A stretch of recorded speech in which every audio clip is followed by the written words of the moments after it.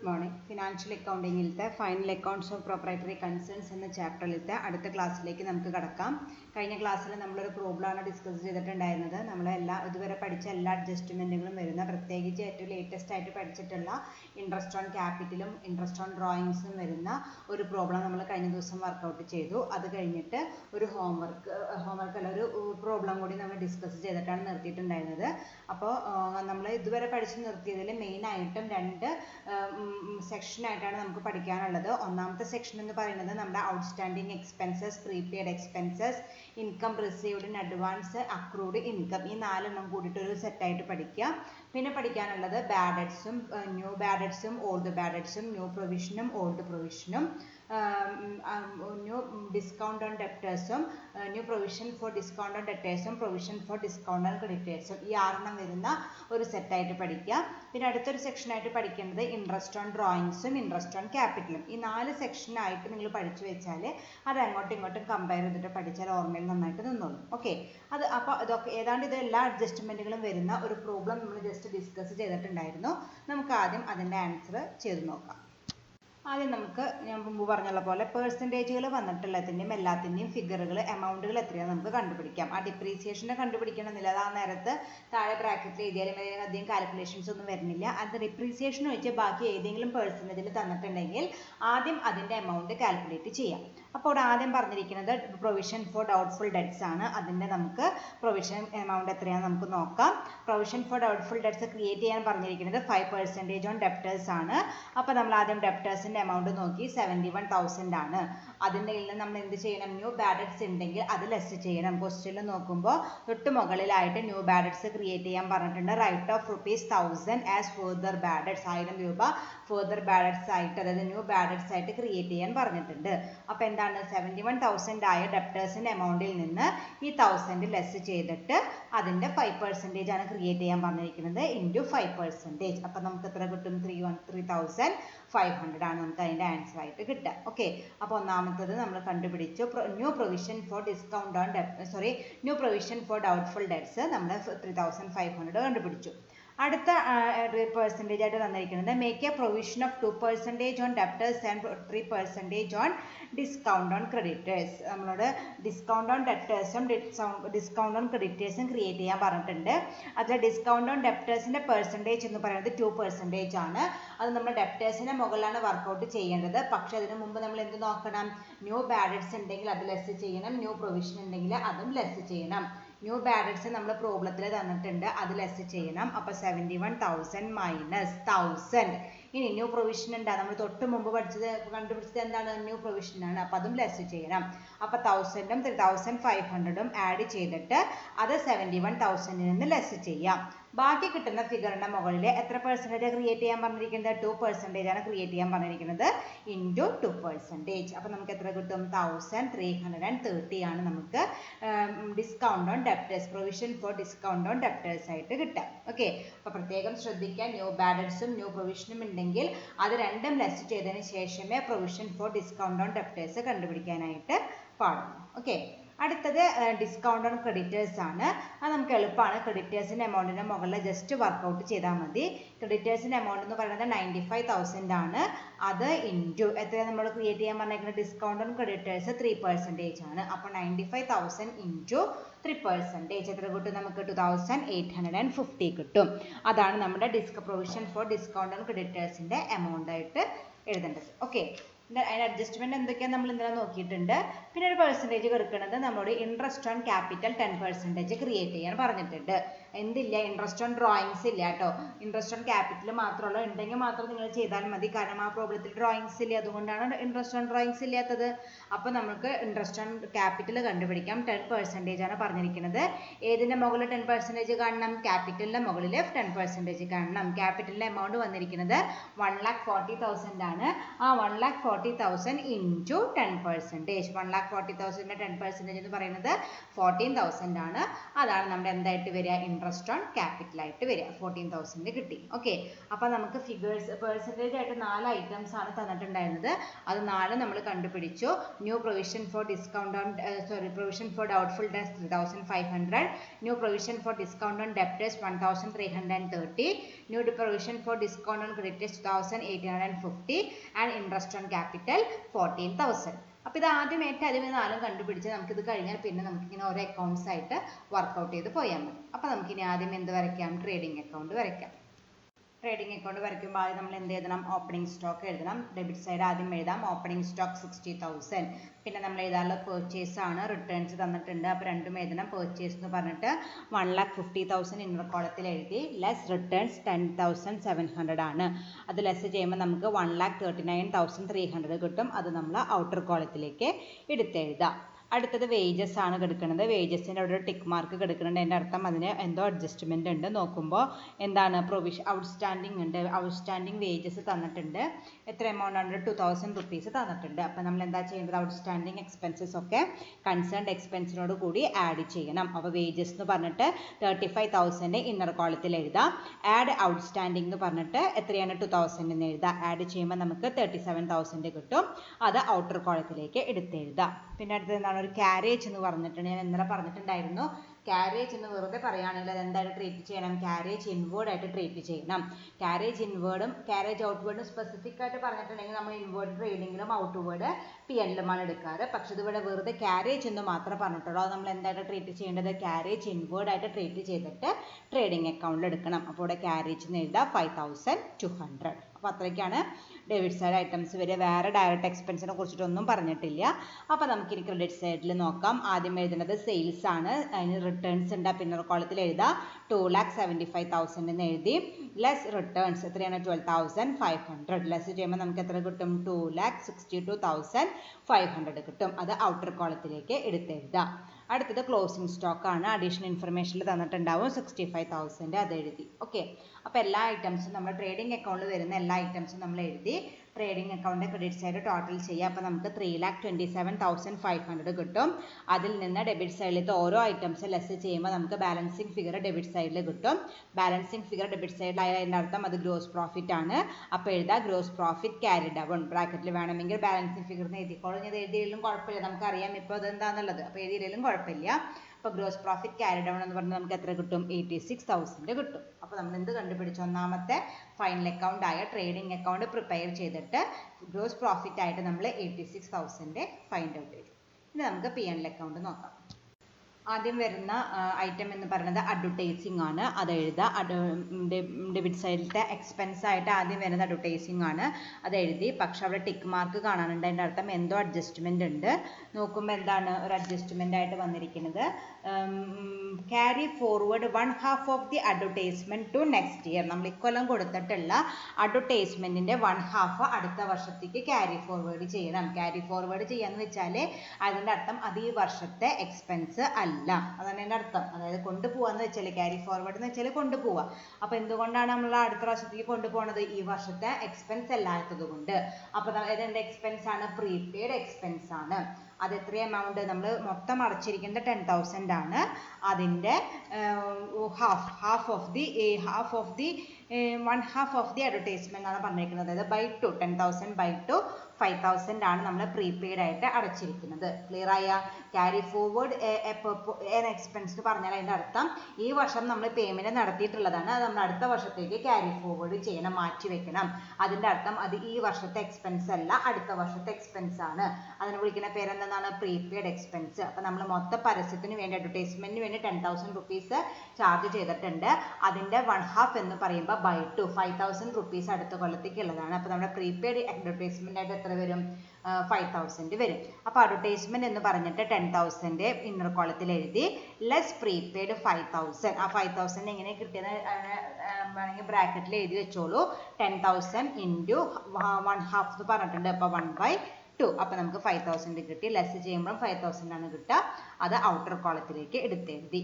Okay, അടുത്തത് ഇനി വരുന്നത് ബാഡ് ഡെറ്റ്സ് ആണ്. അപ്പോൾ നമ്മൾ ആ ബാഡ് ഡെറ്റ്സിൻ്റെ എല്ലാം നമ്മൾ പഠിച്ചിട്ടുണ്ടല്ലോ, ആ ഒരു ഓർഡർ അങ്ങോട്ട് എഴുതി വെക്കുക.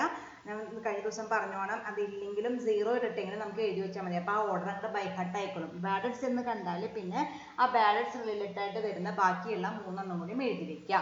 അപ്പോൾ അത് നമ്മൾ എന്തെന്ന് എഴുതി, ബാഡ് ഹെഡ്സ് ഇവിടെ പിന്നെ ക്വസ്റ്റ്യനിൽ ഉണ്ട്, അപ്പോൾ കുഴപ്പമില്ല. ബാഡ് ഹെഡ്സ് എന്ന് എഴുതി, എമൗണ്ട് 2000 ആണ്. പിന്നെ അടുത്ത് നമ്മൾ എന്ത് ചെയ്താറ്, add new bad heads. New bad ഹെഡ്സിനെ കുറിച്ചിട്ട് ക്വസ്റ്റ്യനിൽ പറഞ്ഞിട്ടുണ്ടായിരുന്നു, ഒരു 1000 രൂപ ക്രിയേറ്റ് ചെയ്യാൻ പറഞ്ഞിട്ടുണ്ട്. അപ്പോൾ 1000 റുപ്പീസ് എഴുതി. ഇതിനടുത്ത് നമ്മൾ എന്താ ആഡ് ചെയ്യാറ്, ആഡ് ന്യൂ പ്രൊവിഷൻ. നമ്മൾ നേരത്തെ വർക്കൗട്ട് ചെയ്ത് വെച്ചിട്ടുണ്ട്. പ്രൊവിഷൻ്റെ എമൗണ്ട് എത്രയാണ്, പ്രൊവിഷൻ്റെ എമൗണ്ട് 3500 ആണ് എമൗണ്ട് വന്നിരിക്കുന്നത്, അത് എഴുതി. അപ്പോൾ നമ്മൾ ഓൾഡ് ബാഡ് ഹെഡ്സ് എഴുതി, add new bad debts, add new provision. ഇനി ഒരെണ്ണം കൂടി ഉണ്ടല്ലോ, less old provision. Old provision എന്ന് പറഞ്ഞാൽ എവിടെ ഉണ്ടാവുക, ട്രയൽ ബാലൻസിന്റെ ഉള്ളിൽ എന്തെങ്കിലും പ്രൊവിഷൻ ഉണ്ടോ എന്ന് നോക്കുക. അപ്പോൾ അത് ലാസ്റ്റിന് സെക്കൻഡ് വൺ ആയിട്ട് കിടക്കുന്നുണ്ട്, പ്രൊവിഷൻ ഫോർ ബാഡ് ഹെഡ്സ്. അത് തന്നെയാണ് നമ്മുടെ ഓൾഡ് ബാഡ് ഹെഡ്സ് ആയിട്ട് വരുന്നത്. അപ്പോൾ ഓൾഡ് ബാഡ് ഹെഡ്സും ഉണ്ട്, ഓൾഡ് പ്രൊവിഷൻ ആയിട്ട് വരുന്നത്, old provision for doubtful debts ആയിട്ട് വരുന്നത്. അപ്പോൾ ഓൾഡ് പ്രൊവിഷൻ ഉണ്ട്. അപ്പോൾ ലെസ് ഓൾഡ് പ്രൊവിഷൻ എന്ന് പറഞ്ഞിട്ട് എത്ര എമൗണ്ട്, 3000 ആണ്, അത് എഴുതി. അപ്പോൾ 2000ഉം 1000ഉം 3500ഉം ആഡ് ചെയ്തിട്ട് അതിൽ നിന്ന് 3000 ലെസ് ചെയ്താൽ നമുക്ക് എത്ര കിട്ടും, 3500 കിട്ടും. അത് ഔട്ടർ കോളത്തിലേക്ക് എടുത്തെഴുതി. ഓക്കെ. അപ്പോൾ ബാഡ് ഹെഡ്സോ പ്രൊവിഷൻ്റെ എന്തെങ്കിലും ഒരു അഡ്ജസ്റ്റ്മെന്റ് വന്നാൽ ഈ 4 എഴുതി വെക്കുക. അത് അങ്ങനെ തന്നെ പഠിച്ചോളൂ, 4 എഴുതി വെക്കുക. ഇല്ലാത്ത ഐറ്റത്തിന്റെ നേരെ 0 ഇട്ട് പോയാൽ മതി. അപ്പോൾ പിന്നെ നിങ്ങളുടെ ബൈഹാർട്ട് ആയിക്കോളും. ഓക്കെ. അടുത്തത് വന്നിരിക്കുന്നത് ഡിസ്കൗണ്ട് അലൗഡ് ആണ്. ഡിസ്കൗണ്ട് അലൗഡ് പ്രത്യേകിച്ച് അഡ്ജസ്റ്റ്മെന്റ് ഒന്നുമില്ല. അപ്പോൾ ഔട്ടർ കോളത്തിലേക്ക് എടുത്തത് 3500. അടുത്ത എന്താണ്, rent and rates, no adjustment 6500. Salary adjustment ഒന്നുമില്ല, 24,000 ഔട്ടർ കോളത്തിലേക്ക് എടുത്തെഴുതി. ഇനി നമുക്ക് പ്രത്യേകിച്ചൊന്നും ഇതിൽ കാണാനില്ല, എക്സ്പെൻസ് ആയിട്ട് കാണാനില്ല. ബാക്കിയുള്ള എക്സ്പെൻസ് ക്യാരേജും വേജസ് ആണ് നമ്മൾ ഓൾറെഡി അഡ്ജസ്റ്റ് ചെയ്ത് കഴിഞ്ഞു. അപ്പോൾ നമുക്കിനി അതിൻ്റെ ക്രെഡിറ്റ് സൈഡിലേക്ക് പോകാം. ക്രെഡിറ്റ് സൈഡിൽ എന്താണ്, നമ്മൾ അവിടെ നിന്ന് കൊണ്ടുവന്ന ഗ്രോസ് പ്രോഫിറ്റ് ഇങ്ങോട്ട് കൊണ്ടുവരണം. ഗ്രോസ് പ്രോഫിറ്റ് ബ്രോ ഡൗൺ എന്ന് പറഞ്ഞിട്ട് 86,000 നമ്മൾ ബ്രോ ഡൗൺ ചെയ്തു. ഓക്കെ. ഇനി വേറെ എന്തെങ്കിലും ഇൻകം ആയിട്ട് ട്രയൽ ബാലൻസിൽ കാണാനുണ്ടോ, ഒന്നും കാണാനില്ല. ബാക്കിയൊക്കെ എക്സ്പെൻസ് ആയിട്ടാണ് കാണുന്നത്, ഇൻകം പ്രത്യേകിച്ച് ഒന്നുമില്ല. അപ്പോൾ നമുക്കിനി അഡ്ജസ്റ്റ്മെന്റുകൾ നോക്കാം ഓരോന്നോരോന്നായിട്ട്. ക്ലോസിംഗ് സ്റ്റോക്ക്, അതായത് എല്ലാ അഡ്ജസ്റ്റ്മെന്റുകളുടെയും ഒന്നാമത്തെ അഡ്ജസ്റ്റ്മെന്റ് എടുത്തിട്ടില്ലേ നമ്മൾ ഉറപ്പുവരുത്തണം. അതിനുശേഷമേ P&L അക്കൗണ്ട് ബാലൻസിങ് ഫിഗർ കണ്ടുപിടിക്കാനായിട്ട് പാടുള്ളൂ. അപ്പോൾ ആദ്യത്തെ ക്ലോസിംഗ് സ്റ്റോക്ക് ആണ്, നമ്മൾ എടുത്തു കഴിഞ്ഞു. അടുത്ത് നമ്മൾ എടുത്തിട്ടില്ല, ഡിപ്രീസിയേഷൻ ആണ്. 3 എണ്ണത്തിന് ഡിപ്രീസിയേഷൻ ചാർജ് ചെയ്യാൻ പറഞ്ഞിട്ടുണ്ട്. പ്ലാന്റ് ആൻഡ് മെഷീനറിക്ക് 10%. അപ്പോൾ നമ്മൾ എന്ത് നോക്കണം, ആദ്യം ഡിപ്രീസിയേഷൻ എഴുതിയിട്ട് അതിൻ്റെ താഴെ 2-3 എണ്ണം ഉണ്ടല്ലോ, അപ്പോൾ ഒറ്റയടിക്ക് എഴുതേണ്ട. ഡിപ്രീസിയേഷൻ എഴുതേണ്ട താഴെ പ്ലാന്റ് ആൻഡ് മെഷീനറി എഴുതുക. എമൗണ്ട് എങ്ങനെ കണ്ടുപിടിക്കുക, പ്ലാന്റ് ആൻഡ് മെഷീനറി എമൗണ്ടിന്റെ 10% ആണ് കണ്ടുപിടിക്കേണ്ടത്. അപ്പോൾ പ്ലാന്റ് ആൻഡ് മെഷീനറിയുടെ എമൗണ്ട് എന്ന് പറയുന്നത് 50,000 ആണ്. 50,000ന്റെ 10% എന്ന് പറയുന്നത് 5,000. അപ്പോൾ പ്ലാന്റ് ആൻഡ് മെഷീനറി എന്ന് പറഞ്ഞിട്ട് 5,000 എന്ന് എഴുതി. ദെൻ അടുത്തത് ലൂസ് ടൂൾസ് ആണ്. ലൂസ് ടൂൾസിന്റെ എമൗണ്ട് വന്നിരിക്കുന്നത് 16,000 ആണ്. ആ 16,000 ഒരു മിനിറ്റ്, ലൂസ് ടൂൾസിന്റെ എമൗണ്ട് വന്നിരിക്കുന്നത് 8,000 ആണ്. ആ 8,000ന്റെ എത്ര പെർസെൻറ്റേജ് ക്രിയേറ്റ് ചെയ്യാൻ പറഞ്ഞിരിക്കുന്നത്, 20% ക്രിയേറ്റ് ചെയ്തപ്പോൾ നമുക്ക് എത്ര കിട്ടി, 1,600 കിട്ടി. അടുത്തത് പറഞ്ഞിരിക്കുന്നത് ഫർണിച്ചർ ആണ്. ആ ഫർണിച്ചറിന്റെ എമൗണ്ടിന്റെ എത്ര പെർസെൻറ്റേജാണ് പറഞ്ഞിരിക്കുന്നത്, ഫർണിച്ചറിന്റെ 10% ആണ് തന്നിരിക്കുന്നത്. അപ്പോൾ എമൗണ്ട് 20,000 ആണ് ഫർണിച്ചറിന്, അതിന്റെ 10% എന്ന് പറഞ്ഞാൽ 2,000 ആണ്. അങ്ങനെ 3 ഐറ്റത്തിനാണ് നമ്മളോട് ഡിപ്രീസിയേഷൻ ചാർജ് ചെയ്യാൻ പറഞ്ഞിരിക്കുന്നത്. അതിന്റെ 3 എണ്ണത്തിനെയും എമൗണ്ടുകൾ നമ്മൾ കണ്ടുപിടിച്ചു. P&L അക്കൗണ്ടിലെ ഡിപ്രീസിയേഷൻ എന്ന് പറഞ്ഞാൽ എക്സ്പെൻസ് ആണ്. അപ്പോൾ നമ്മൾ P&L അക്കൗണ്ടിലെ ഡെബിറ്റ് ചെയ്യണം. അടുത്തത് എന്താണ് പറഞ്ഞിരിക്കുന്നത്, മറ്റേത് ബാഡ് ഹെഡ്സ് നമ്മൾ ഓൾറെഡി അഡ്ജസ്റ്റ് ചെയ്ത് കഴിഞ്ഞു. ന്യൂ പ്രൊവിഷനും നമ്മൾ ക്രിയേറ്റ് ചെയ്ത് കഴിഞ്ഞു. ഇനി എന്താണ്, ഡിസ്കൗണ്ട് ഓൺ ഡെപ്റ്റേഴ്സിനും ഡിസ്കൗണ്ട് ഓൺ ക്രെഡിറ്റേഴ്സിനും പ്രൊവിഷൻ ക്രിയേറ്റ് ചെയ്യാൻ പറഞ്ഞിട്ടുണ്ട്. നമ്മൾ എന്താ പഠിച്ചിരിക്കുന്നത്, provision for discount on debtors expense ആണ്, ഡെബിറ്റ് ചെയ്യണം. Provision for discount on creditors income ആണ്, ക്രെഡിറ്റ് ചെയ്യണം. അപ്പോൾ എന്താണ് ചെയ്യേണ്ടത്, പ്രൊവിഷൻ ഡെബിറ്റ് സൈഡിൽ എഴുതുക. Provision for discount on debtors നമ്മൾ നേരത്തെ എമൗണ്ട് കണ്ടുപിടിച്ചിട്ടുണ്ട്, അതുകൊണ്ട് എടുത്ത് എഴുതിയാൽ മതി, 1,300. അപ്പുറത്തെ പ്രൊവിഷന്റെ ക്രെഡിറ്റ് സൈഡിലെ provision for discount on creditors അത് നമ്മൾ കണ്ടുപിടിച്ചിട്ടുണ്ടായിരുന്നു, 2,850. അത് നമ്മൾ ക്രെഡിറ്റ് സൈഡിൽ ഔട്ടർ കോളത്തിലേക്ക് എഴുതി. അപ്പോൾ ആ അഡ്ജസ്റ്റ്മെന്റും കഴിഞ്ഞു. അടുത്തത് എന്താണ്, ഔട്ട്സ്റ്റാൻഡിംഗ് വേജസ് ആണ്. അതിൻ്റെ ഒരെണ്ണം കഴിഞ്ഞതാണ്. പിന്നെ ക്യാരി ഫോർവേഡ് അതും ചെയ്യുന്നതാണ്. Provide 10% four interest on capital, അത് നമ്മൾ ചെയ്തിട്ടില്ല. അപ്പോൾ അതിന് ഒന്നാമത്തെ അഡ്ജസ്റ്റ്മെന്റ് എന്താണ്, ഇൻട്രസ്റ്റ് ഓൺ ക്യാപിറ്റൽ എന്ന് പറയുന്നത് കമ്പനിയെ സംബന്ധിച്ചിടത്തോളം ഒരു എക്സ്പെൻസ് ആണ്, നമ്മളത് ഡെബിറ്റ് ചെയ്യണം. അപ്പോൾ ഡെബിറ്റ് സൈഡിൽ എഴുതാം ഇൻട്രസ്റ്റ് ഓൺ ക്യാപിറ്റൽ. എമൗണ്ട് നമ്മൾ നേരത്തെ കണ്ടുപിടിച്ചിട്ടുണ്ടായിരുന്നു 14,000, അത് നമ്മൾ എടുത്തെഴുതി. അപ്പോൾ P&L അക്കൗണ്ട് ട്രയൽ ബാലൻസിലത്തെ എല്ലാ ഐറ്റംസും P&L അക്കൗണ്ടിൽ വരുന്ന എല്ലാ ഐറ്റംസും എഴുതി അത് കഴിഞ്ഞിട്ട് എല്ലാ അഡ്ജസ്റ്റ്മെന്റുകളുടെയും ഫസ്റ്റ് പോസ്റ്റിംഗ് നടത്തി കഴിഞ്ഞിട്ടില്ലേ നമ്മൾ ഉറപ്പുവരുത്തി. ഇനി നമുക്ക് എന്ത് ചെയ്യാം, ഇത് ടാലി ചെയ്യാം, ടോട്ടൽ ചെയ്യാം. ക്രെഡിറ്റ് സൈഡ് ടോട്ടൽ ചെയ്യുമ്പോൾ നമുക്ക് 88,850 കിട്ടും. അതിൽ നിന്ന് ഡെബിറ്റ് സൈഡിലത്തെ ഓരോ ഐറ്റംസും ഔട്ടർ കോളത്തിൽ എടുക്കുന്ന ഓരോ ഐറ്റംസും ലെസ് ചെയ്യുമ്പോൾ നമുക്ക് ബാലൻസിങ് ഫിഗർ ഡെബിറ്റ് സൈഡിൽ വരും. എമൗണ്ട് എന്ന് പറയുന്നത് 22,420 ആണ്. അതാണ് നമ്മുടെ നെറ്റ് പ്രോഫിറ്റ് ആയിട്ട് വരിക. നെറ്റ് പ്രോഫിറ്റ് ക്യാരി ഡൗൺ എന്ന് പറഞ്ഞിട്ട് എത്ര എഴുതണം, 22,420 എഴുതണം. ഓക്കെ, ഇനി നമുക്ക് എന്ത് വരയ്ക്കാം, ബാലൻസ് ഷീറ്റ് പ്രിപ്പയർ ചെയ്യാം. ആദ്യം നമ്മൾ ലയബിലിറ്റി സൈഡാണ് എഴുതേണ്ടത്. ലയബിലിറ്റി സൈഡ് എഴുതുമ്പോൾ ആദ്യം നമ്മൾ ക്യാപിറ്റൽ എഴുതുക. ക്യാപിറ്റലിന് കുറേ അഡ്ജസ്റ്റ്മെന്റ് ഉണ്ട്. നമ്മുടെ ഇൻട്രസ്റ്റ് ഓൺ ക്യാപിറ്റൽ വരുന്നുണ്ട്. അപ്പോൾ ക്യാപിറ്റലിൻ്റെ അവിടെ നമ്മൾ എന്തെന്ന് എഴുതുക, 1,40,000 ഇന്നർ കോളത്തിൽ എഴുതാം. ആദ്യം നമ്മൾ എന്താ ചെയ്യാറ്, നെറ്റ് പ്രോഫിറ്റ് ആണ് ആഡ് ചെയ്യാറ്. അതുപോലെ തന്നെ ചെയ്യുക. ആഡ് നെറ്റ് പ്രോഫിറ്റ്, നമ്മൾ തൊട്ട് മുമ്പ് കണ്ടുപിടിച്ച നെറ്റ് പ്രോഫിറ്റ് എമൗണ്ട് ആയ 22,420 നമ്മൾ അവിടെ എഴുതി. ദെൻ അടുത്ത എന്താണ്, നമ്മൾ സാധാരണ ഡ്രോയിങ്സ് ആണ് ലെസ് ചെയ്യാറ്. പക്ഷെ ഇവിടെ നമ്മൾ പുതിയൊരു അഡ്ജസ്റ്റ്മെന്റ് പഠിച്ചു കഴിഞ്ഞിട്ടുണ്ട്. ഇൻട്രസ്റ്റ് ഓൺ ക്യാപിറ്റൽ എന്ന് പറഞ്ഞ അഡ്ജസ്റ്റ്മെന്റ് അത് ആഡ് ചെയ്യുക. ആഡ് ഇൻട്രസ്റ്റ് ഓൺ ക്യാപിറ്റൽ പഠിച്ചത് ഓർമ്മയില്ലേ? ഇൻട്രസ്റ്റ് ഓൺ ക്യാപിറ്റൽ ആണെങ്കിൽ ആഡ് ചെയ്യുക, ഇൻട്രസ്റ്റ് ഓൺ ഡ്രോയിങ്സ് ആണെങ്കിൽ ലെസ് ചെയ്യുക. അപ്പോൾ ഇൻട്രസ്റ്റ് ഓൺ ക്യാപിറ്റൽ ആണ് അത് ആഡ് ചെയ്യണം. എമൗണ്ട് നമ്മൾ നേരത്തെ കണ്ടുപിടിച്ചിട്ടുണ്ട് 14,000. ഇനി വേറെ ഒന്നും ചെയ്യാനില്ല, ഡ്രോയിങ്സോ ഇൻട്രസ്റ്റ് ഓൺ ഡ്രോയിങ്സോ ഒന്നുമില്ല. അപ്പോൾ നമുക്ക് 1,40,000 കൂടി 22,420 14,000 ആഡ് ചെയ്താൽ നമുക്ക് എത്ര കിട്ടും, 1,76,420 കിട്ടും. അത് നമ്മൾ ഔട്ടർ കോളത്തിലേക്ക് എടുത്തെഴുതി. അപ്പോൾ ക്യാപിറ്റലിൻ്റെ അഡ്ജസ്റ്റ്മെന്റ് കഴിഞ്ഞു. ഇനി ട്രയൽ ബാലൻസിൽ നോക്കുക, ലയബിലിറ്റി സൈഡിൽ വരുന്ന ഐറ്റംസ് എന്തെങ്കിലും ഉണ്ടോ എന്നുള്ളത്. ക്രെഡിറ്റേഴ്സ് ഉണ്ട്, എത്ര എമൗണ്ട്, 95,000 ആണ്. അതിന് ഔട്ടർ കോളത്തിൽ എടുക്കാൻ വരട്ടെ. എന്തുണ്ട്, provision for discount and creditors നമ്മൾ നേരത്തെ ചാർജ് ചെയ്തിട്ടുണ്ട്. നമ്മൾ പഠിച്ചിട്ടുണ്ടായിരുന്ന provision for discount and creditors ഉണ്ടെങ്കിൽ എന്ത് ചെയ്യണം, ബാലൻസ് ഷീറ്റിൽ ലയബിലിറ്റി സൈഡിൽ ക്രെഡിറ്റേഴ്സ് എന്ന് എഴുതുമ്പോൾ ആ എമൗണ്ട് ലെസ് ചെയ്യണമെന്ന്. അപ്പോൾ നമുക്ക് അത് ഇവിടെ ഉപയോഗിക്കണം. അപ്പോൾ എന്ത് ചെയ്യുക, ക്രെഡിറ്റേഴ്സിൻ്റെ എമൗണ്ട് ഇന്നർ കോളത്തിൽ എഴുതുക, 95,000 less discount on provision for discount on creditors. എത്രയാണ് നമ്മൾ നേരത്തെ കണ്ടുപിടിച്ചിരിക്കുന്നത്, 2,850. നമ്മൾ നേരത്തെ വർക്കിംഗ് നോട്ടായിട്ടും കണ്ടുപിടിച്ചിട്ടുണ്ട്. അതുപോലെ P&L അക്കൗണ്ടിലും എഴുതിയിട്ടുണ്ട്. എവിടെയെങ്കിലും നോക്കി എഴുതിയാൽ മതി. 2,850 ആണ്. അത് ലെസ് ചെയ്യുമ്പോൾ നമുക്ക് എത്ര കിട്ടും, 92,150 കിട്ടും. അത് ഔട്ടർ കോളത്തിലേക്ക് എടുത്തെഴുതി. ഇപ്പോൾ ക്രെഡിറ്റേഴ്സിൻ്റെ എമൗണ്ട് നമുക്ക് കിട്ടി. ഓക്കെ, അപ്പോൾ നമ്മൾ ഈ ടിക്ക് മാർക്ക് ഇടുന്നത് അതുകൊണ്ടാണ്. നമ്മൾ നേരത്തെ ക്വസ്റ്റ്യൻ വായിച്ച് കഴിയുമ്പോൾ interest on drawings provision for discount on creditors കണ്ടു കഴിഞ്ഞാൽ അപ്പോൾ തന്നെ ക്രെഡിറ്റേഴ്സിൻ്റെ ഒരു ടിക്ക് മാർക്ക് ഇടുക. അല്ലെങ്കിൽ നിങ്ങൾ ഇത് കഴിഞ്ഞിട്ട് ഏറ്റവും ലാസ്റ്റ് ബാലൻസ് ഷീറ്റ് പ്രിപ്പയർ ചെയ്യുമ്പോൾ അത് വിട്ടു പോകാനുള്ള സാധ്യത ഉണ്ട്. അതുകൊണ്ടാണ് ഞാൻ വീണ്ടും പറയുന്നത്. അടുത്തത് ഒരു ബാങ്ക് ലോൺ എടുക്കുന്നുണ്ട്. നമുക്കറിയാം ബാങ്ക് ലോൺ എന്ന് പറയുന്നത് ഒരു ലയബിലിറ്റി ആണ്. അത് എഴുതാം, 17,000 എന്ന് എഴുതാം. അപ്പോൾ നമ്മുടെ ട്രയൽ ബാലൻസിനുള്ളിലത്തെ എല്ലാ ഐറ്റംസും കഴിഞ്ഞു. അടുത്ത് നമുക്ക് ഡെബിറ്റ് സൈഡ് എഴുതാം. ആദ്യം കിടക്കുന്ന ഐറ്റം ഡെപ്റ്റേഴ്സ് ആണ്. പക്ഷെ അതിൻ്റെ അവിടെ 3 ടിക്ക് മാർക്ക് കാണാനുണ്ട്. അതിൻ്റെ അർത്ഥം 3 അഡ്ജസ്റ്റ്മെന്റുകൾ ഉണ്ട്. അപ്പോൾ ഡെപ്റ്റേഴ്സിൻ്റെ എമൗണ്ട് ഇന്നർ കോളത്തിലേക്ക് എഴുതാം. എത്രയാണ് ഡെപ്റ്റേഴ്സിൻ്റെ എമൗണ്ട്, 71,000 ആണ്. ഇനി ലെസ് ചെയ്യാനുള്ള ഓർഡർ നമ്മൾ എങ്ങനെയാണ് പഠിച്ചിരിക്കുന്നത്, ആദ്യം ന്യൂ ബാഡ് ഡെറ്റ്സ് ലെസ് ചെയ്യണം, then new provision for doubtful debts less ചെയ്യണം, ഏറ്റവും അവസാനം new provision for discount on debtors നമ്മൾ ലെസ് ചെയ്യണം. ഓക്കെ, അപ്പോൾ ആ ഡെപ്റ്റേഴ്സിൻ്റെ എമൗണ്ട് 71,000 ഇന്നർ കോളത്തിൽ എഴുതി. ലെസ് ന്യൂ ബാഡ് ഡെറ്റ്സ് 1000 ക്വസ്റ്റ്യനിൽ തന്നിട്ടുണ്ട് നേരിട്ടിട്ട്. അപ്പോൾ 1000. ദെൻ ലെസ് ന്യൂ പ്രൊവിഷൻ എന്താണ് നമ്മൾ തുടക്കത്തിൽ കണ്ടുപിടിച്ചിട്ടുണ്ടായിരുന്നു. എത്ര amount, 3,500. Less new provision for discount on debtors 1,330. Okay, അപ്പോൾ 3 അഡ്ജസ്റ്റ്മെന്റും ഇതിൽ വരും. ന്യൂ ബാഡ് ഡെറ്റ്സ് വരും, new provision for bad debts വരും, new provision for discount on ഡെപ്റ്റേഴ്സും വരും. അപ്പോൾ 71,000 നിന്ന് ഈ 3 ഐറ്റം ലെസ് ചെയ്ത് ബാക്കി നമുക്ക് എത്ര കിട്ടും, 65,170 കിട്ടും. അതാണ് ഡെപ്റ്റേഴ്സിൻ്റെ എമൗണ്ട് ആയിട്ട് നമ്മൾ ഔട്ടർ കോളത്തിലേക്ക് എടുത്തെഴുതേണ്ടതായിട്ട് വരിക. ഓക്കെ, അടുത്തത് കിടക്കുന്നത് ഫേർണിച്ചർ ആണ്. പക്ഷേ അതിന് ടിക്ക് മാർക്ക് കാണാനുണ്ട്, അതിൻ്റെ അഡ്ജസ്റ്റ്മെന്റ് ഉണ്ട്. അസറ്റുകൾക്ക് ഉണ്ടാകുന്ന അഡ്ജസ്റ്റ്മെന്റ് ഇത് തന്നെയായിരിക്കും, ഡിപ്രീസിയേഷൻ ആയിരിക്കും. അപ്പോൾ ഫേർണിച്ചർ ഇന്നർ കോളത്തിൽ എഴുതാം 20,000 ലെസ് ഡിപ്രീസിയേഷൻ. നമ്മൾ നേരത്തെ P&L അക്കൗണ്ട് പ്രിപ്പയർ ചെയ്തപ്പോൾ ഡിപ്രീസിയേഷൻ എമൗണ്ട് കണ്ടുപിടിച്ചിട്ടുണ്ട്. എത്രയായിരുന്നു, 2,000 ആയിരുന്നു. അത് ലെസ് ചെയ്യുക. അപ്പോൾ നമുക്ക് 18,000 കിട്ടും. ഔട്ടർ കോളത്തിലേക്ക് എടുത്തെഴുതാം. അടുത്തത് കിടക്കുന്നത് ക്യാഷ് ഇൻ ഹാൻഡ് ആണ്. അതിങ്ങനെ നേരിട്ട് എഴുതാം, 1,000ഉം ക്യാഷ് അറ്റ് ബാങ്ക് 6,000ഉമാണ്. പിന്നെ ഒരു ബിൽസ് റിസീവബിൾ കിടക്കുന്നുണ്ട്, അത് പുറത്തേക്ക് എടുത്ത് ചെയ്താൽ 16,000 എഴുതി. പിന്നെ കിടക്കുന്ന ഐറ്റം എന്ന് പറയുന്നത് ലൂസ് ടൂൾ ആണ്. അപ്പോൾ അവിടെ ടിക്ക് മാർക്ക് കിടക്കുന്നതിൻ്റെ അർത്ഥം അഡ്ജസ്റ്റ്മെന്റ് ഉണ്ട്. അപ്പോൾ ലൂസ് ടൂളിൻ്റെ എമൗണ്ട് 8,000 നമ്മൾ ഇന്നർ കോളത്തിൽ എഴുതി. ലെസ് ഡിപ്രീസിയേഷൻ എമൗണ്ട് നമ്മൾ P&L അക്കൗണ്ടിൽ കണ്ടുപിടിച്ചിട്ടുണ്ട്. അപ്പോൾ ഇതിൻ്റെ ലൂസ് ടൂൾസിൻ്റെ എമൗണ്ട് ഇങ്ങോട്ട് കൊണ്ടുവരിക, 1,600. അത് ലെസ് ചെയ്യുമ്പോൾ നമുക്ക് എത്ര കിട്ടും, 6,400 കിട്ടും. അത് ഔട്ടർ കോളത്തിലേക്ക് എടുത്തെഴുതാം. ഓക്കെ, അടുത്ത കിടക്കുന്നത് പ്ലാന്റ് ആൻഡ് മെഷീനറി ആണ് അടുത്ത അസറ്റ് ആയിട്ട്. അവിടെയും ടിക്ക് മാർക്ക് ഉണ്ട്, അഡ്ജസ്റ്റ്മെന്റ് ഉണ്ട്.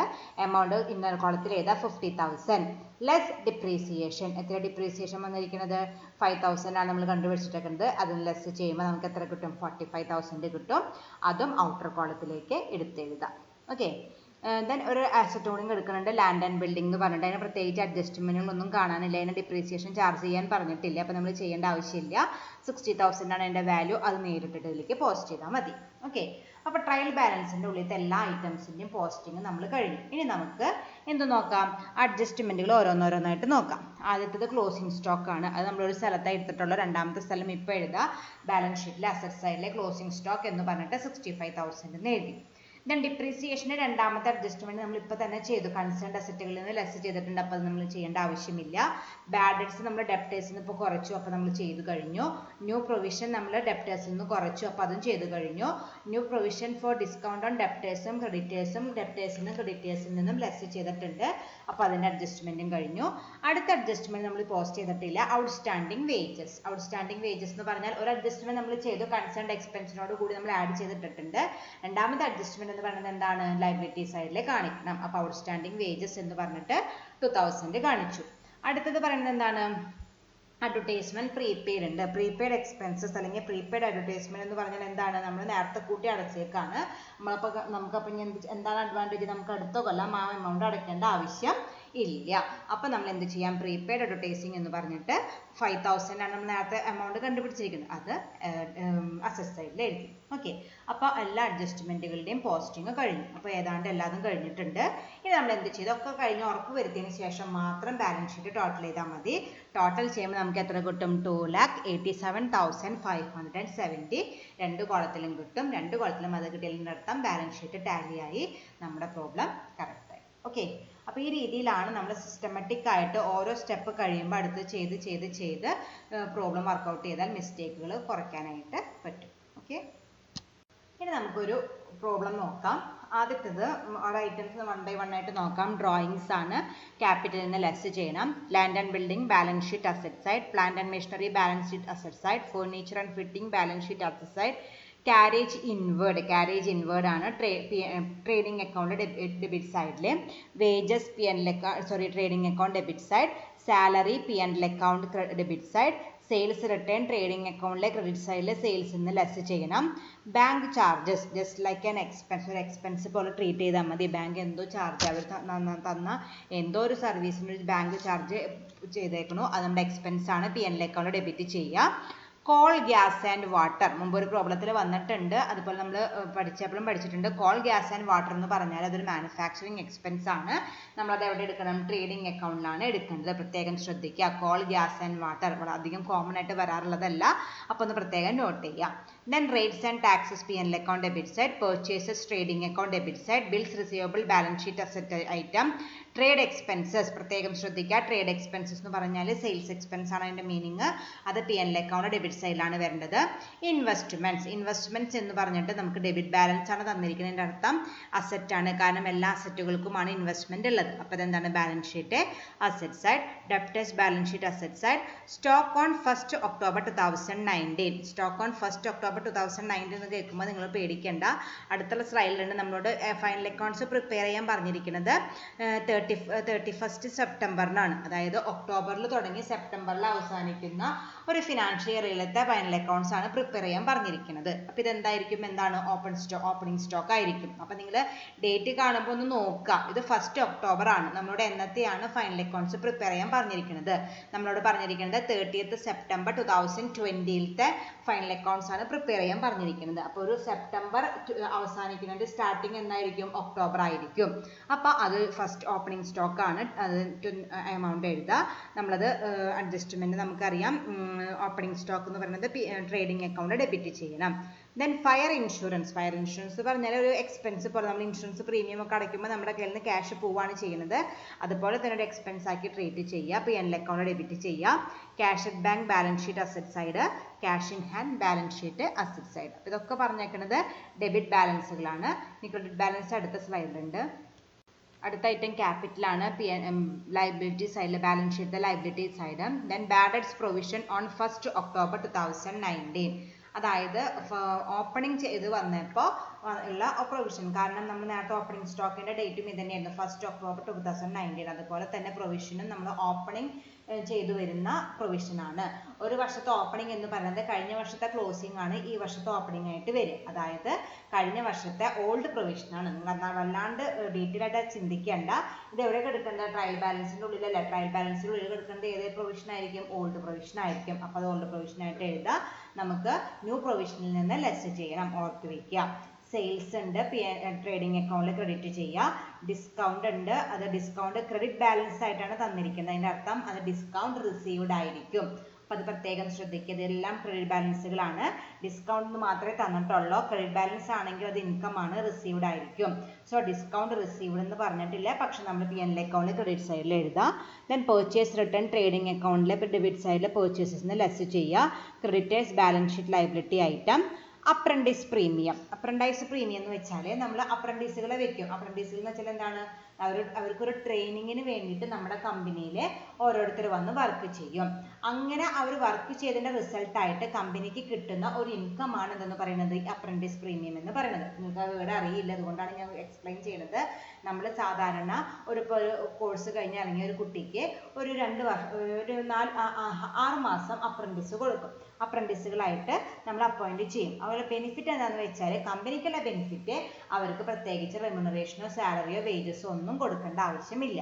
കുട്ടീനെ അല്ലെങ്കിൽ ഇങ്ങനെ ട്രെയിനിങ്ങിന് പോണ ആൾക്കാരെ സംബന്ധിച്ചുള്ള ബെനിഫിറ്റ് എന്ന് വെച്ചാൽ ആൾക്കാരുടെ സ്കിൽസ് ഡെവലപ്പ് ചെയ്യാനായിട്ട് പറ്റും. അപ്പോൾ ഈ രീതിയിൽ ഈ ട്രെയിനിങ് കൊടുക്കുമ്പോൾ അതിൽ നിന്ന് കിട്ടുന്ന ഇൻകത്തിനെ വിളിക്കുന്ന പേരാണ് അപ്രന്റൈസ് പ്രീമിയം. നമ്മൾ സാധാരണ ഒരു നോൺ ഓപ്പറേറ്റിംഗ് ഇൻകം ചെയ്യുന്ന പോലെ തന്നെ P&L അക്കൗണ്ടിൽ ക്രെഡിറ്റ് ചെയ്യാണ് ചെയ്യേണ്ടത്. എത്ര എമൗണ്ട്? 5000 rupees ആ വഴിക്ക് കിട്ടിയിട്ടുണ്ട്. അത് കമ്പനിക്ക് ഒരു ഇൻകം ആണ്. കാരണം പണി ചെയ്തത് വേറെ ആൾക്കാരായിരിക്കും, അവർക്ക് പ്രത്യേകിച്ച് വേജസ് ഒന്നും കൊടുത്തിട്ട് ഇതിൽ നിന്ന് നമുക്ക് ഇൻകം കിട്ടും ചെയ്തു. ആ 5000 അപ്പോൾ P&L അക്കൗണ്ടിൽ ക്രെഡിറ്റ് ചെയ്യണം. അപ്പോൾ ഇതൊക്കെയാണ് നമ്മുടെ ട്രയൽ ബാലൻസിന്റെ ഉള്ളിൽ വരുന്ന ഐറ്റംസ്. നമുക്ക് അഡീഷണൽ ഇൻഫർമേഷൻ നോക്കാം. അഡീഷണൽ ഇൻഫർമേഷൻ നോക്കുമ്പോൾ ഫസ്റ്റ് വൺ പറയുന്നത് ചാർജ് ഡിപ്രീസിയേഷൻ ആണ്. ഡിപ്രീസിയേഷൻ ചാർജ് ചെയ്യാൻ പറഞ്ഞിട്ടുണ്ട്. 3 ഐറ്റത്തിന്റെ മുകളിൽ ഡിപ്രീസിയേഷൻ ചാർജ് ചെയ്യണം. Land and building, plant and machinery, furniture. പെർസെൻറ്റേജും തന്നിട്ടുണ്ട്. അപ്പോൾ നമ്മൾ P&L അക്കൗണ്ടിൽ ഡെബിറ്റ് ചെയ്യും വേണം. കൺസേൺഡ് അസറ്റിൽ നിന്ന് ലെസ് ചെയ്യും വേണം. അതായത് പെർസെൻറ്റേജുകളും അതാതിൻ്റെ എമൗണ്ട് കണ്ടു നോക്കുക, അതിൻ്റെ മുകളിലെ പെർസെൻറ്റേജ് വർക്കൗട്ട് ചെയ്യാം. അടുത്തത് make a provision of 5% on debtors. എന്താണ്? പ്രൊവിഷൻ ക്രിയേറ്റ് ചെയ്യാൻ പറഞ്ഞിരിക്കുന്നു. പ്രൊവിഷൻ ഫോർ ഡൗട്ട്ഫുൾ ഡെറ്റ്സ് അല്ലെങ്കിൽ പ്രൊവിഷൻ ഫോർ ഡെപ്റ്റേഴ്സ് ക്രിയേറ്റ് ചെയ്യാൻ പറഞ്ഞിട്ടുണ്ട്. 5% ആണ് പറഞ്ഞിരിക്കുന്നത്. അപ്പോൾ നമ്മൾ എന്ത് ചെയ്യണം? 5% ചാർജ് ചെയ്യണം. പക്ഷേ 5% ചാർജ് ചെയ്യുന്നതിനേക്കാൾ മുമ്പ് നമ്മൾ ഡെപ്റ്റേഴ്സിൻ്റെ എമൗണ്ട് കണ്ടുപിടിക്കണം. ഞാൻ ഡെപ്റ്റേഴ്സിന് എന്തെങ്കിലും പ്രൊവിഷൻ ന്യൂ ബാഡ് ഡെറ്റ്സ് ഉണ്ടെങ്കിൽ അത് ലെസ് ചെയ്യണം. അപ്പോൾ ഇവിടെ ഡെപ്റ്റേഴ്സിൻ്റെ എമൗണ്ട് എന്ന് പറഞ്ഞിരിക്കുന്നത് 37,800 ആണ്. അതിൻ്റെ മുകളിൽ ഈ ക്വസ്റ്റ്യനിൽ അഡീഷണൽ ഇൻഫർമേഷനിൽ ന്യൂ ബാഡ് ഡെറ്റ്സിനെ കുറിച്ച് ഒന്നും പറഞ്ഞിട്ടില്ല. അപ്പോൾ ജസ്റ്റ് അതിൻ്റെ മുകളിൽ എത്ര പെർസെൻറ്റേജ് വർക്കൗട്ട് ചെയ്താൽ മതി? 5% വർക്കൗട്ട് ചെയ്താൽ മതി. അപ്പോൾ അതിൻ്റെ എമൗണ്ട് കിട്ടും. ദെൻ അത് വെച്ചിട്ട് നമ്മൾ എന്ത് അഡ്ജസ്റ്റ്മെന്റ് ചെയ്യണം? ന്യൂ പ്രൊവിഷൻ എന്ന് പറയുന്നത് ന്യൂ ബാഡ് ഡെറ്റ്സോ ഓൾഡ് ബാഡ് ഡെറ്റ്സോ എന്തെങ്കിലും ഉണ്ടെങ്കിൽ അതിനോട് കൂടി ആഡ് ചെയ്യണം. അപ്പോൾ ക്വസ്റ്റ്യൻ നോക്കുമ്പോൾ ഇതിൽ ബാഡ് ഡെറ്റ്സും കാണാനില്ല. അപ്പോൾ നമ്മൾ എന്ത് ചെയ്താൽ മതി? ന്യൂ പ്രൊവിഷൻ എന്ന് പറഞ്ഞിട്ട് ഡെബിറ്റ് ചെയ്താൽ മതി. ആഡ് ചെയ്യാൻ ഒന്നുമില്ലെങ്കിൽ ഞാൻ പറഞ്ഞിട്ടുണ്ട് ഡെബിറ്റ് ചെയ്യുക. ലെസ് ചെയ്യാൻ ഒന്നുമില്ലെങ്കിൽ ക്രെഡിറ്റ് ചെയ്യാൻ പറഞ്ഞിട്ടുണ്ട്. പക്ഷെ ഇവിടെ ആഡ് ചെയ്യാൻ ഒന്നുമില്ല. അപ്പോൾ നമ്മൾ ഡെബിറ്റ് ചെയ്യുക. New provision for discount on debtors എന്ന് പറഞ്ഞിട്ട് നമ്മളത് ആഡ് ചെയ്താൽ മതി. ഓക്കെ, അപ്പോൾ അത് എമൗണ്ട് നമുക്ക് അത് കഴിഞ്ഞിട്ട് കാൽക്കുലേറ്റ് ചെയ്യാം. ദെൻ അടുത്ത അഡ്ജസ്റ്റ്മെന്റ് എന്ന് പറയുന്നത് ഡെപ്റ്റേഴ്സിൽ നിന്ന് ലെസ് ചെയ്യും വേണം. ഡെപ്റ്റേഴ്സിൽ നമുക്ക് ആവശ്യമില്ല ഈ എമൗണ്ട് നമ്മൾ ലെസ് ചെയ്യണം. ഓക്കെ, അടുത്ത അഡ്ജസ്റ്റ്മെന്റ് എന്ന് പറയുന്നത് carry forward the unexpired amount of fire insurance ₹125, rates and taxes 240 and apprentice premium 400. Unexpired amount എന്ന് പറഞ്ഞാൽ എന്താണ്? പ്രീപെയ്ഡ് എക്സ്പെൻസസ്, അല്ലെങ്കിൽ നമ്മൾ കൊടുക്കാനുള്ളത് കൊടുത്തു. എക്സ്പെൻസ് ആണെങ്കിൽ കൊടുക്കാനുള്ളത് നേരത്തെ കൂട്ടി കൊടുത്തു. ഇൻകം ആണെങ്കിൽ നമുക്ക് അഡ്വാൻസ് ആയിട്ട് റിസീവ് ചെയ്തു. കാരണം ഇത് ഒരൊറ്റയടിക്ക് 3 എണ്ണത്തിനും ഒപ്പാണ് പറഞ്ഞിരിക്കുന്നത്. അപ്പോൾ നമ്മൾ പ്രത്യേകം ശ്രദ്ധിക്കണം. അപ്പോൾ അൺഎക്സ്പെയർഡ് എന്ന് പറഞ്ഞാൽ നമ്മൾ എക്സ്പയറി ഡേറ്റ് ആയിട്ടില്ല അതിന് മുമ്പ് തന്നെ. അതായത് എക്സ്പെൻസ് ആണെങ്കിൽ ഇത് പ്രീപെയ്ഡ് എക്സ്പെൻസ് ആയിരിക്കും, അല്ലെങ്കിൽ ഇൻകം ആണെങ്കിൽ ഇൻകം റിസീവ്ഡ് ഇൻ അഡ്വാൻസ് ആയിരിക്കും. അപ്പോൾ നമ്മുടെ ഫയർ ഇൻഷുറൻസിൻ്റെ പ്രീപെയ്ഡ് എമൗണ്ട് ആയിട്ട് എത്രയാണ് 125 ആണ്. അത് നമ്മളപ്പോൾ എന്ത് ചെയ്യണം, പ്രീപെയ്ഡ് എക്സ്പെൻസ് ഇങ്ങനെ ട്രീറ്റ് ചെയ്യാറ്, നമ്മൾ നേരത്തെ കൂട്ടി അടയ്ക്കുന്നത് കൊണ്ട് കൺസേൺഡ് എക്സ്പെൻസിൽ നിന്ന് ലെസ് ചെയ്യണം, ബാലൻസ് ഷീറ്റിൽ അസറ്റ് സൈഡിൽ കാണിക്കും വേണം. അപ്പോൾ പ്രീപെയ്ഡ് ഇൻഷുറൻസ് എന്ന് പറഞ്ഞിട്ട് 125 ആണ് വരിക. അതുപോലെ തന്നെയാണ് റെന്റും റേറ്റ്സും, അതും നമ്മുടെ എക്സ്പെൻസ് ആണ്, പ്രീപെയ്ഡ് എക്സ്പെൻസ് ആണ്, കൺസേൺഡ് എക്സ്പെൻസിൽ നിന്ന് ലെസ് ചെയ്യുകയും ബാലൻസ് ഷീറ്റിൽ അസറ്റ് സൈഡിൽ കാണിക്കുകയും വേണം. അടുത്തത് ശ്രദ്ധിക്കുക, അപ്രന്റീസ് പ്രീമിയം ആണ്. അപ്രന്റീസ് പ്രീമിയം എന്ന് പറഞ്ഞാൽ എന്താണെന്ന് പറഞ്ഞത് കമ്പനിക്ക് ഒരു ഇൻകം ആണെന്നാണ് ഞാൻ നേരത്തെ പറഞ്ഞത്. കാരണം കമ്പനിക്ക് കിട്ടുന്ന അപ്രന്റീസുകളെ അപ്പോയിന്റ് ചെയ്തിട്ട് ഉണ്ടാക്കുന്ന ഇൻകം ആണ് അപ്രന്റീസ് പ്രീമിയം എന്ന് പറയുന്നത്. അത് കമ്പനിക്ക് ഒരു ഇൻകം ആണ്. ആ ഇൻകം അൺഎക്സ്പെയർഡ് ആയെന്ന് പറഞ്ഞാൽ അതിൻ്റെ അർത്ഥം എന്താണ്, pre received income received in advance, നമ്മൾ നേരത്തെ കൂട്ടി മേടിച്ചു വെച്ചിരിക്കുകയാണ്. ഓക്കെ, അപ്പോൾ നമ്മൾ എന്താ ചെയ്യേണ്ടത്, അത് നമ്മൾ ലെസ് ചെയ്യണം. അത് നമുക്ക് ഇപ്പോൾ ഇക്കൊല്ലത്തെ അല്ല, നേരത്തെ കൂട്ടി മേടിച്ചു വെച്ചിരിക്കുകയാണ്, നമ്മളത് ലെസ് ചെയ്യണം. അപ്പോൾ അതെന്താ ചെയ്യേണ്ടത്, ലെസ് ആണ് ചെയ്യേണ്ടത്. അത് എന്തുകൊണ്ട് ഇൻകം ആയെന്ന് മനസ്സിലായില്ല, അപ്രന്റൈസ് പ്രീമിയം ആണ്, അത് ഇൻകം ആണ്. അപ്പോൾ ഇൻകം റിസീവ്ഡ് ഇൻ അഡ്വാൻസ് ആണ്, അത് നമ്മൾ ലെസ് ചെയ്യും വേണം. ബാലൻസ് ഷീറ്റിൽ എന്താ അഡ്ജസ്റ്റ്മെന്റ്, നമ്മൾ ഈ വർഷത്തെ ഇൻകം അല്ല അടുത്ത വർഷത്തെ ഇൻകം നേരത്തെ കൂട്ടി മേടിച്ചിരിക്കുന്നു, അത് നമ്മൾ ലയബിലിറ്റി സൈഡിൽ കാണിക്കും വേണം. ഓക്കെ, അപ്പോൾ പ്രീപെയ്ഡ് എക്സ്പെൻസസും ഇൻകമും കമ്പൈൻ ചെയ്തിട്ടാണ് വന്നിരിക്കുന്നത്. അപ്പോൾ ഒരു ഐറ്റം നോക്കുക, അത് എക്സ്പെൻസ് ആണോ ഇൻകം ആണോ നോക്കുക, എന്നിട്ട് പ്രീപെയ്ഡിന്റെ അഡ്ജസ്റ്റ്മെന്റ് എന്താണെന്ന് വെച്ചാൽ അത് വർക്കൗട്ട് ചെയ്യാണ് വേണ്ടത്. ഓക്കെ, അപ്പോൾ ഇതിൽ ആദ്യത്തെ രണ്ടെണ്ണം എക്സ്പെൻസ് ആണ്, അപ്പോൾ അതുകൊണ്ട് അത് ലെസ് ചെയ്യും ചെയ്തു, അസറ്റ് സൈഡിൽ കാണിക്കുകയും ചെയ്തു. മൂന്നാമത്തത് ഇൻകം ആണ്, അതുകൊണ്ട് എന്താണ് ലെസ് ചെയ്തും ചെയ്തു, ലയബിലിറ്റി സൈഡിൽ കാണിക്കുകയും ചെയ്തു. അപ്പോൾ ഒരെണ്ണത്തിൽ തന്നെ രണ്ടും വരാട്ടെ, അപ്പോൾ അത് പ്രത്യേകം ശ്രദ്ധിക്കാം. അടുത്ത charge 5% interest on capital and interest on drawings is ₹300. Interest on ക്യാപിറ്റലും ഇൻട്രസ്റ്റ് ഓൺ ഡ്രോയിങ്സും ചാർജ് ചെയ്യാൻ പറഞ്ഞിട്ടുണ്ട്. അതിൽ ഇൻട്രസ്റ്റ് ഓൺ ക്യാപിറ്റൽ പെർസെൻറ്റേജ് ആയിട്ടും ഡ്രോയിങ്സ് എമൗണ്ട് ആയിട്ടും തന്നിരിക്കുന്നു. അപ്പോൾ നമ്മൾ അഡ്ജസ്റ്റ്മെന്റ് എന്താ പഠിച്ചിരിക്കുന്നത്, P&L അക്കൗണ്ടിൽ interest on capital P&L account debit ചെയ്യുക, ഡ്രോയിങ്സ് ക്രെഡിറ്റ് ചെയ്യുക, ഇൻട്രസ്റ്റ് ഓൺ ക്യാപിറ്റലോട് കൂടി ആഡ് ചെയ്യുക, മറ്റേത് ലെസ് ചെയ്യുക, ഡ്രോയിങ്സ് ലെസ് ചെയ്യുക. അപ്പോൾ ക്യാപിറ്റലോടെ ടിക്ക് മാർക്ക് ഇടുക, 2 ടിക്ക് മാർക്ക് ഇടണം, കാരണം ഒന്ന് ആഡ് ചെയ്യണം ഒന്ന് ലെസ് ചെയ്യലുമുണ്ട്. നേരത്തെ ഞാൻ ടിക്ക് മാർക്ക് ഇടേണ്ട കാര്യം പറഞ്ഞിട്ടില്ല, അത് പ്രത്യേകം ശ്രദ്ധിച്ചിട്ട് നിങ്ങൾ സ്വയമായിട്ട് ചെയ്യാട്ടെ, എല്ലാത്തിലും ഞാനിങ്ങനെ പറഞ്ഞു തരില്ല. Okay, then value of stock on 30th September 2020 was 29,390. അതിന് ലാസ്റ്റത്തെ സെന്റൻസ് ഒന്ന് വായിച്ചു നോക്കുക. നമ്മളോട് prepare final accounts on 30th September 2020, ആ ദിവസം തന്നെയാണ് നമ്മളോട് ഫൈനൽ അക്കൗണ്ട്സ് പ്രിപ്പയർ ചെയ്യാൻ പറഞ്ഞിരിക്കുന്നത്.